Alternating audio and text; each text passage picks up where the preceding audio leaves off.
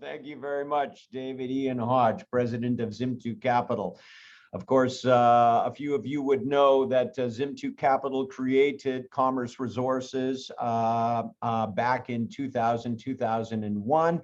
And this is what Zimtu continues to do today with the final presenter, Eagle Bay.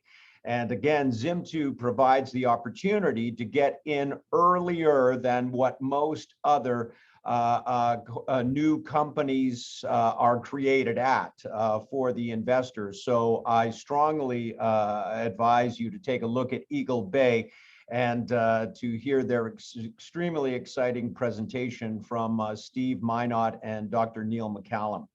Anyways, but my job here is to present the Ashram rare earth element and fluorspar deposit in Quebec, Canada, and the clock is running. I would like to make a couple of quick points because there are a lot of very lazy journalists out there. And one of the narratives that is absolutely wrong is that somehow rare earth element mining is somehow harmful to the environment.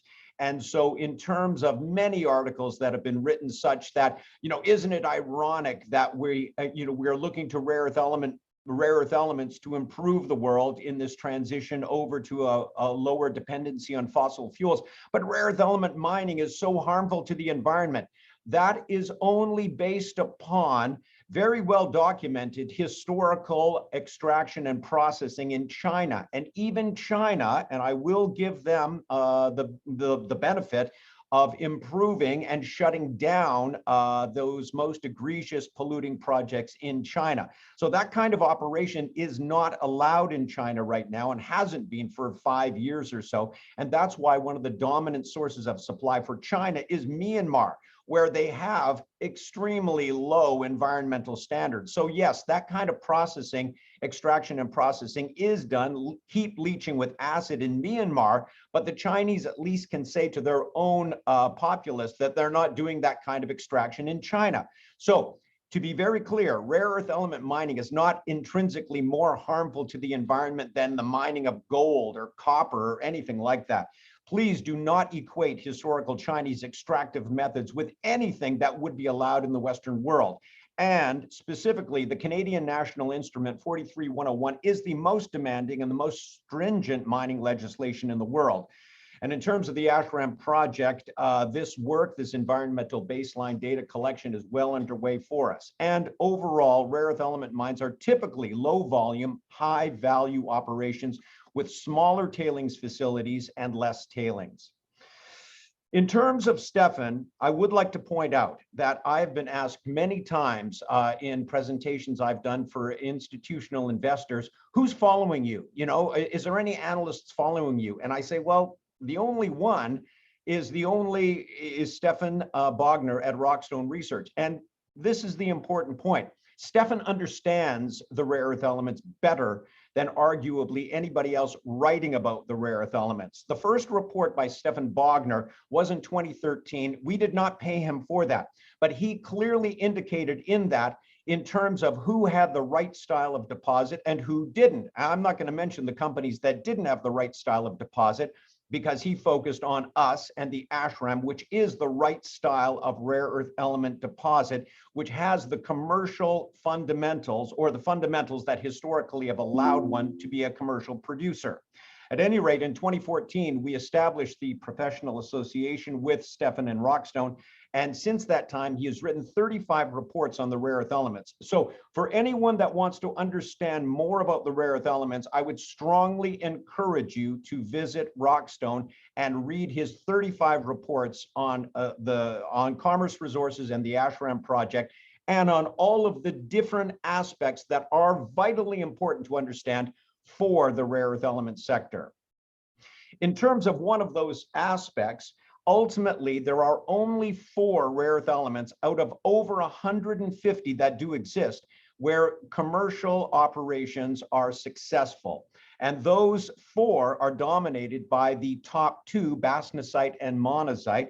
Xenotime is typically where you find a greater concentration of the heavy rare earth elements, but those deposits are extremely rare and arguably challenging in terms of their economics as well. Loperite is the one that is produced in Russia. When you saw the Russian flag in Stefan's presentation, those loperite deposits are on the western coast of Russia in the Kola Peninsula. And that material is processed by the dominant rare earth element processor in the European Union, and that is the Canadian company, Neo Performance Materials, with their facilities in Estonia. In terms of the rest of these minerals, and I would suggest that when you look at any rare earth element project, you should find out what their dominant mineral is. And ultimately, these ones here, which there are many companies that have these minerals, but they will ultimately, arguably, have challenge in processing. At the end of this chart here, you see the ion absorption clays, and ultimately those are the ones that are the style of extraction in Myanmar, and which is not currently allowed in the South China ionic clays. And so these ones are challenging because of basically environmental regulations in most countries. Ultimately, as we like to say, all roads lead to monazite, because monazite has more of the rare earth elements that are essential for manufacturing magnets from, especially neodymium and praseodymium, as Stefan so already identified. As we like to say as well, all roads lead to the ashram. The ashram rare earth element fluorspar deposit is the largest monazite dominant defined resource of rare earth elements in North America, and the largest monazite dominant defined resource that is a carbonatite on planet Earth. Yes, you heard me right. That's exactly correct. In terms of the ashram, we are located in Nunavik, which is arguably the best part of Quebec, which is already a fabulous mining jurisdiction. And that is because Nunavik is under what is called the James Bay Northern Quebec Agreement. And this is the most codified, streamlined agreement mechanism for advancing a mineral project. In terms of the ashram, this is what it looks like from the air. This is the outcrop over here, and this is some of the ashram discovery outcrop, a little closer view there. This is the current geological model, which is not the resource model, because this was based upon the 15,000 meters of drilling we did up until 2012, and we have added over 12,000 meters, 99 more holes to this resource, and this new resource will come out in our pre-feasibility study. However, I would like to point out that the ashram is a huge honking blob. It's not a carbonatite that is broken up over a half dozen small showings. No, as Stefan identified, this is 250 million tons in total, and it is one consistent mineralized blob. That is the technical term. At any rate, in terms of Bayan Obo, which is the world's largest producer, the ashram compares extremely favorably to Bayan Obo. We are both carbonatite hosted. We are both monazite dominant with a bastnasite secondary. We do have at the ashram a little xenotime spice, as we like to say, which also improves our heavy rare earth element distribution. And at the bottom bullet point here, you can see that Bayan Obo was 21 to 22%. NdPr, and we are 23 to 24% NdPr. And again, these are essential for magnet manufacturing. In terms of our ongoing work, our pilot plant, which is operational right now, is at Hazen Research in Golden, Colorado, about a mile away from the original Coors Brewery. And this is where most of our metallurgical work is ongoing at this point in time. That is Nick Hazen himself standing up on a ladder by one of our column flotation units. In terms of the downstream hydrometallurgical work, this is a list of the work that has been going on in the last year or so.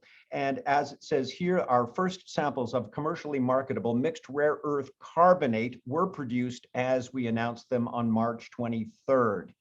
In terms of right now, we have just produced a larger amount of that rare earth carbonate material, and we are continuing at Hazen to produce larger samples of this material as per industry requests. We're very excited about delivering these samples to the industry, and we certainly look forward to discussions with those potential industry partners after they receive these samples from us.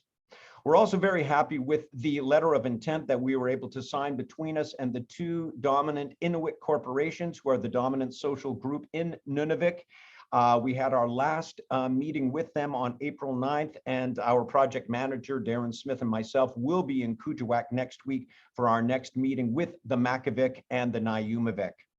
As the pre-feasibility study advances, these are all the groups that are working on it for us right now. We're very happy with the progress of this, and ideally, we would have this out before the end of the year, although it might actually be Q1 of next year. To sum up, Dave Hodge, I know my time is running. I'm out of time. But the Ashram rare earth element fluorspar deposit is the most attractive type of commercially viable rare earth element deposit, in that it is a monazite dominant carbonatite. We have produced high-grade mineral concentrates. We have just produced commercially marketable samples of the rare earth carbonate with over 21% NdPr. We're in a great jurisdiction. We have a huge resource. We released a positive PEA a decade ago at rare earth element values that are well less than half of where they are today, and the pre-feasibility study is underway. Thank you very much for the opportunity today.